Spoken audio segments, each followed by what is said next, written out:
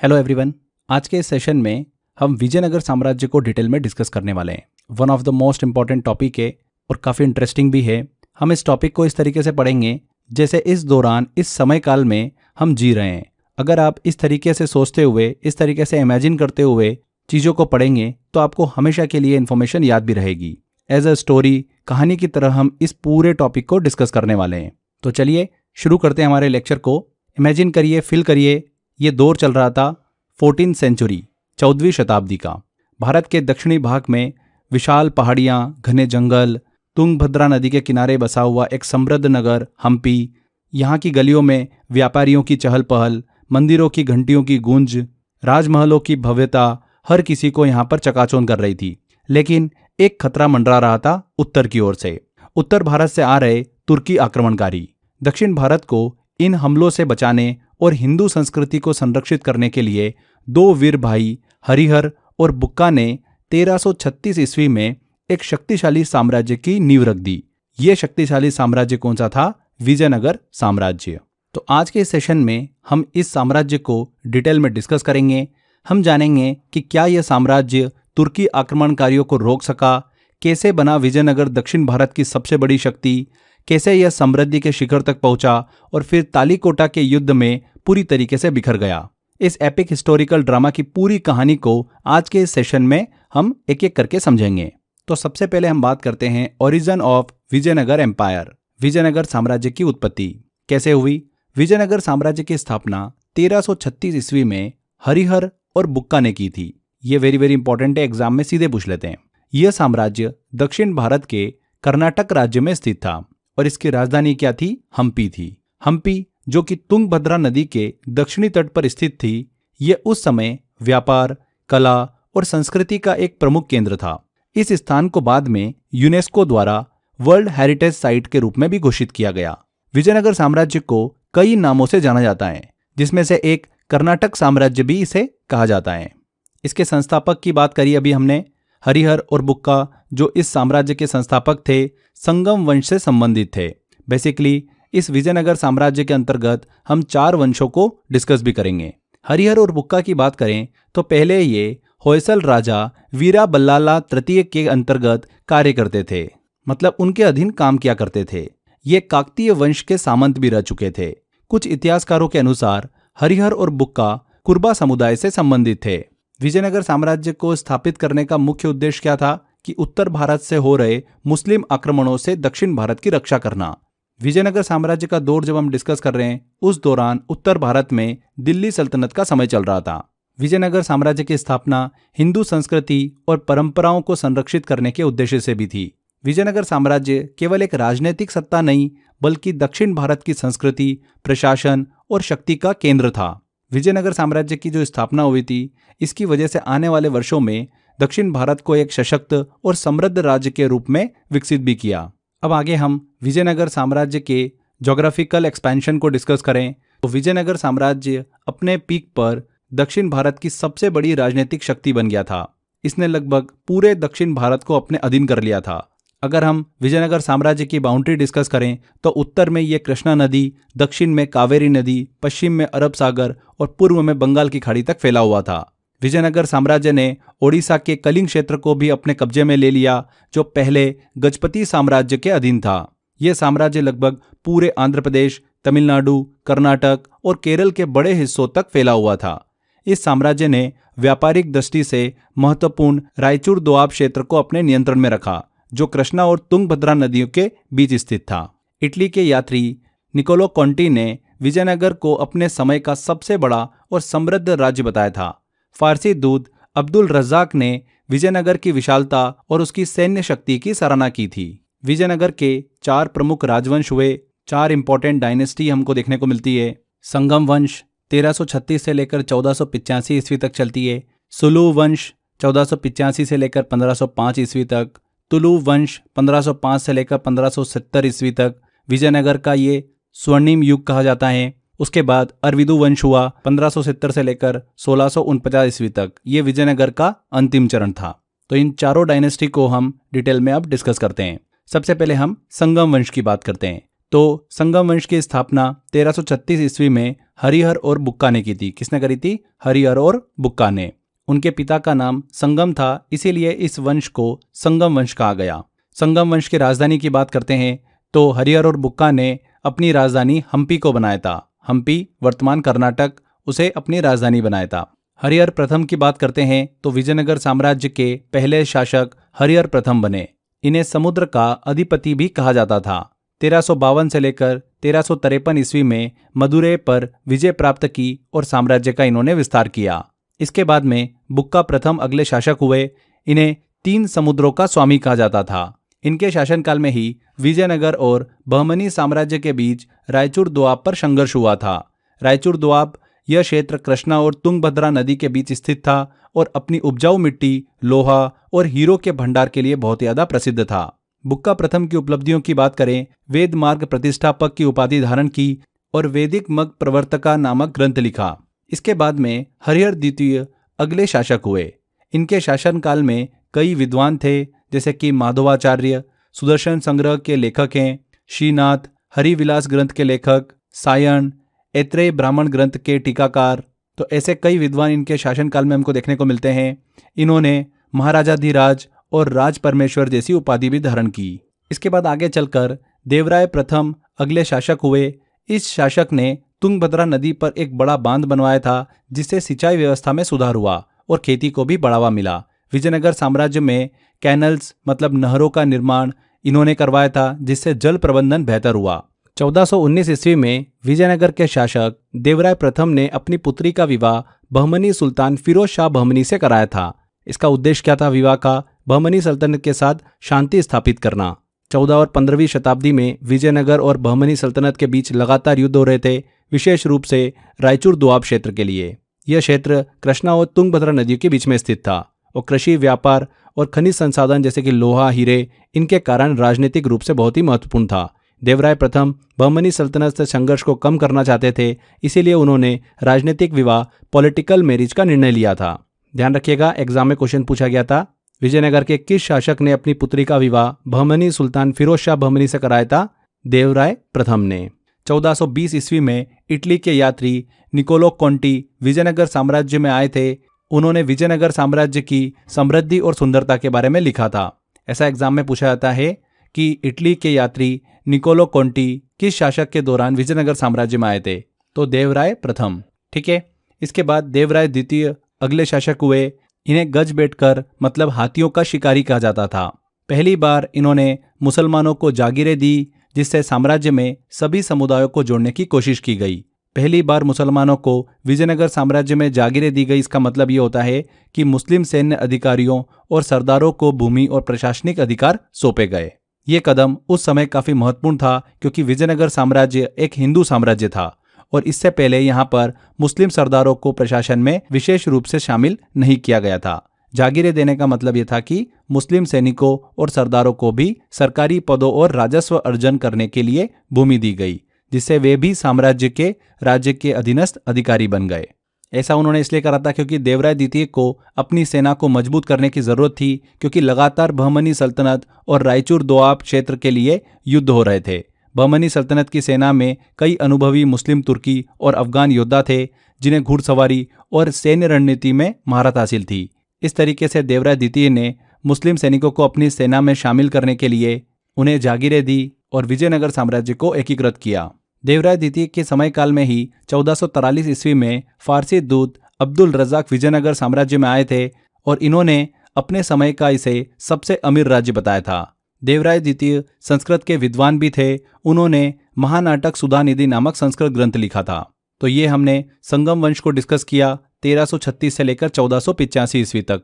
आगे बात करते हैं अब सुलू वंश की, जो 1485 से चलता है 1505 ईस्वी तक। केवल 20 साल का ये वंश रहा।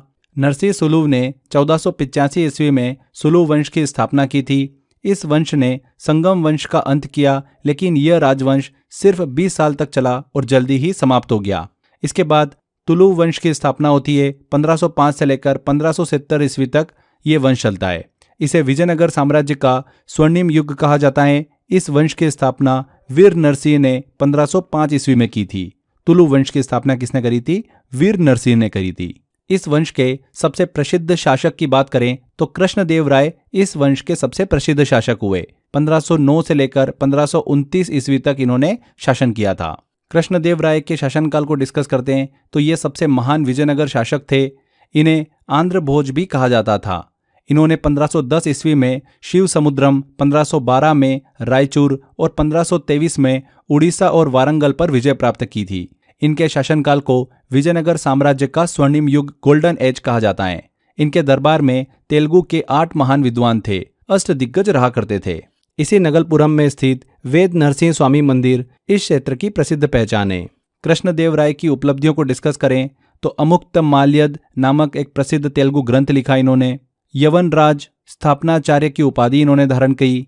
पुर्तगालियों से अच्छे संबंध बनाए और व्यापार को बढ़ावा दिया। हजारा मंदिर और विट्ठल स्वामी मंदिर का निर्माण कराया। तो ये इनकी कुछ प्रमुख उपलब्धियां रही। बाबर ने बाबरनामा में कृष्णदेव राय को दक्षिण भारत का सबसे शक्तिशाली सम्राट बताया है। यह भी इंपॉर्टेंट पॉइंट है, इस चीज को भी ध्यान रखिएगा। आगे चलकर कृष्णदेव राय के बाद अलग अलग शासक हुए। अच्युत देव राय, इनका शासन स्थिर था लेकिन धीरे धीरे साम्राज्य कमजोर होने लगा था। इसके बाद सदाशिव राय अगले शासक हुए। इनके शासनकाल में विजयनगर साम्राज्य का पतन शुरू हो गया था। इन्हीं के शासनकाल के दौरान तालीकोटा युद्ध हमको देखने को मिलता है। 1565 ईस्वी में तालीकोटा का युद्ध होता है, जिसमें 4 बहमनी सल्तनतों बीजापुर, गोलकुंडा, अहमदनगर और बिदर ने मिलकर विजयनगर साम्राज्य की सेना को पराजित कर दिया। इस युद्ध के बाद में विजयनगर साम्राज्य लगभग समाप्त हो जाता है और राजधानी हम्पी पूरी तरीके से नष्ट हो जाता है। इसके बाद विजयनगर साम्राज्य का केवल नाम मात्र का अस्तित्व रह जाता है। आगे चलकर आरविदु वंश की स्थापना होती है। 1570 से लेकर 1649 ईस्वी तक ये वंश चलता है। ये विजयनगर का अंतिम दौर था। 1570 ईस्वी में तिरुमल ने अराविदु वंश की स्थापना की।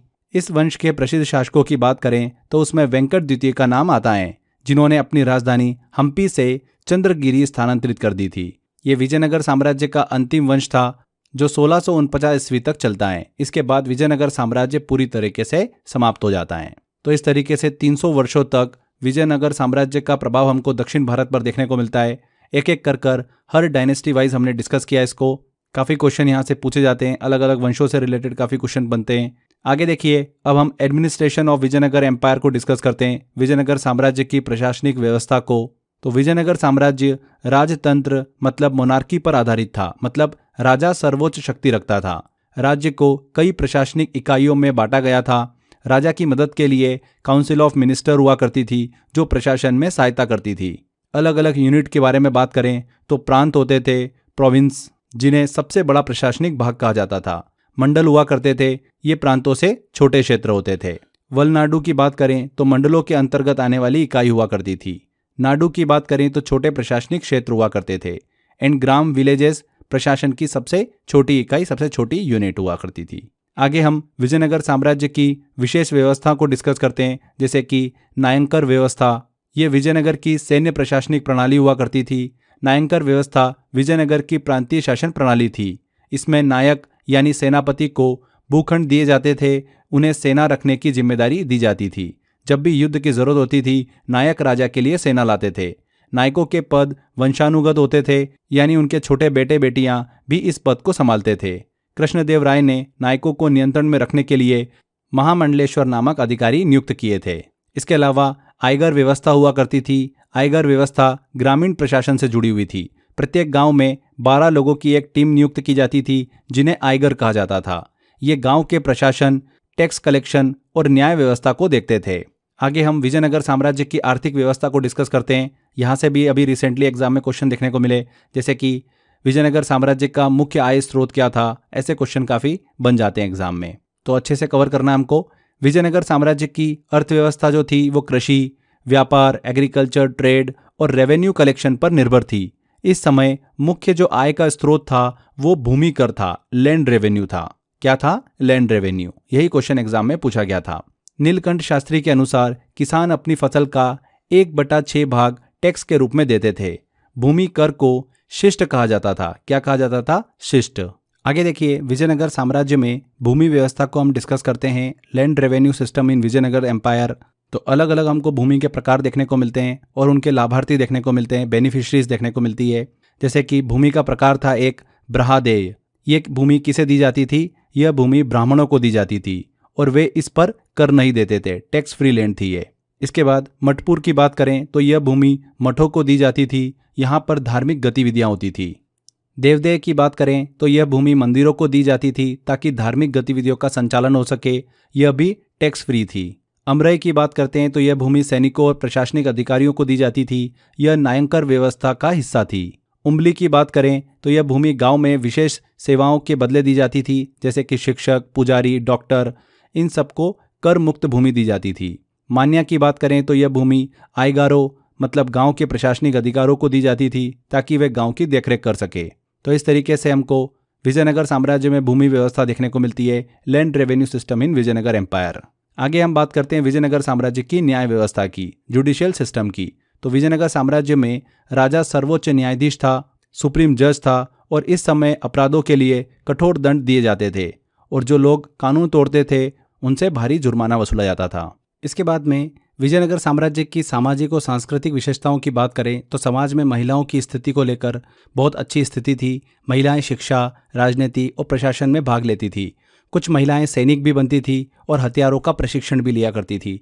इसके साथ साथ संगीत, नृत्य, ललित कलाओं में भी महिलाओं का बड़ा योगदान देखने को मिलता था। विजयनगर साम्राज्य की वास्तुकला और साहित्य की बात करें, आर्किटेक्चर एंड लिटरेचर की, तो कृष्णदेव राय की हमने बात करी थी। उन्होंने कई महत्वपूर्ण मंदिरों का निर्माण भी कराया था, जैसे कि रामास्वामी मंदिर, विट्ठल स्वामी मंदिर, हजारा मंदिर, इन सभी का निर्माण कराया था। इस काल में संस्कृत, तमिल, तेलुगु, कन्नड़ इन भाषाओं में कई महत्वपूर्ण ग्रंथ भी लिखे गए। प्रसिद्ध लेखक सयाना ने वेदों पर टीकाएं भी लिखी। कृष्णदेव राय ने अमुक्तमाल्यद नामक एक प्रसिद्ध तेलुगु ग्रंथ की रचना भी की थी। तो विजयनगर साम्राज्य की ये वास्तुकला और साहित्य मतलब आर्किटेक्चर एंड लिटरेचर को हमने डिस्कस किया। तो यहाँ पर फ्रेंड्स ये विजयनगर साम्राज्य की कंप्लीट थ्योरी कंप्लीट होती है। हर एक छोटे छोटे इन्फॉर्मेशन को हमने कवर किया है। 300 सालों की जो विजयनगर साम्राज्य की जर्नी हमको देखने को मिली वो हमने अच्छे से डिस्कस करी। अब देखिए इस टॉपिक से कैसे क्वेश्चन एग्जाम में पूछे जाते हैं। कुछ क्वेश्चंस लेते हैं, आपको आइडिया लगेगा। अभी लेटेस्ट एग्जाम में जो क्वेश्चन पूछे गए हैं कुछ क्वेश्चन सॉल्व करते हैं। देखिए पहला क्वेश्चन है, विजयनगर साम्राज्य में आय का प्रमुख स्रोत क्या था? तो सोर्स ऑफ इनकम क्या हुआ करती थी? लैंड रेवेन्यू, भू राजस्व। C answer. विजयनगर साम्राज्य की स्थापना 1336 में किनके द्वारा की गई थी? तो किनके द्वारा की गई थी? हरिहर और बुक्का के द्वारा विजयनगर साम्राज्य की स्थापना की गई थी। विजयनगर साम्राज्य के तुलु वंश की स्थापना किसने की थी? किसने करी थी? नरसिंह देव राय ने, वीर नरसिंह देव राय। तुलु वंश विजयनगर साम्राज्य का तीसरा प्रमुख राजवंश था। इसकी स्थापना नरसिंह देव राय ने 1505 ईस्वी में की थी। इनके बाद में फिर कृष्णदेव राय आए थे। 1509 से लेकर 1529 ईस्वी तक इन्होंने शासन किया था, जो तुलु वंश के सबसे महान शासक बने थे। अगला क्वेश्चन है, इनमें से किस विजयनगर शासक ने अपनी पुत्री का विवाह फिरोज शाह बहमनी के साथ कराया था? किसने कराया था? देवराय प्रथम ने। देवराय प्रथम विजयनगर साम्राज्य के संगम वंश के शासक थे। उन्होंने 1406 से लेकर 1422 ईस्वी तक शासन किया और बहमनी सल्तनत के साथ संघर्षों का सामना भी किया था। 1419 ईस्वी में उन्होंने अपनी पुत्री का विवाह बहमनी सुल्तान फिरोज शाह बहमनी से किया था। इस विवाह का उद्देश्य क्या था? विजयनगर और बहमनी सल्तनत के बीच में राजनीतिक संबंध सुधारना। हालांकि राजनीतिक गठबंधन ज्यादा समय तक सफल नहीं रहा और दोनों राज्यों के बीच में संघर्ष जारी रहा। अगला क्वेश्चन है, विजयनगर साम्राज्य के संस्थापक इनमें से किस राजवंश के सामंत थे? किस राजवंश के? काकतीय राजवंश के सामंत थे। C answer. कर्नाटक संगीत की उत्पत्ति इनमें से किस राजवंश से संबंधित है? विजयनगर राजवंश से।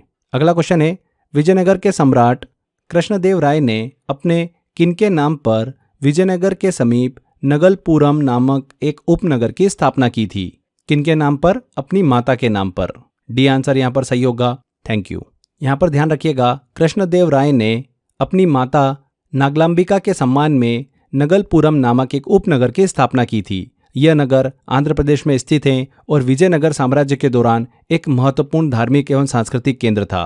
इसी नगलपुरम में स्थित वेद नरसिंह स्वामी मंदिर इस क्षेत्र की प्रसिद्ध पहचान है। तो इस तरीके से काफ़ी क्वेश्चंस हमको इस टॉपिक से देखने को मिलते हैं। ये बिल्कुल लेटेस्ट क्वेश्चन है, अभी एग्जाम में पूछे हुए क्वेश्चन है। आई होप आपने सारे क्वेश्चन सॉल्व भी कर लिए होंगे। तो ये हमारा विजयनगर साम्राज्य वाला टॉपिक कंप्लीट होता है। छोटे छोटे इन्फॉर्मेशन हमने कवर करी है। एग्जाम में आपको जितनी मैंने आपको इन्फॉर्मेशन दी है उन्हीं में से क्वेश्चन देखने को मिल जाएंगे। तो यहाँ पर हमारे सेशन को एंड करते हैं। अच्छे से मेहनत करते रहिए, लगे रहिए फ्रेंड्स, 100% आपको सफलता मिलेगी।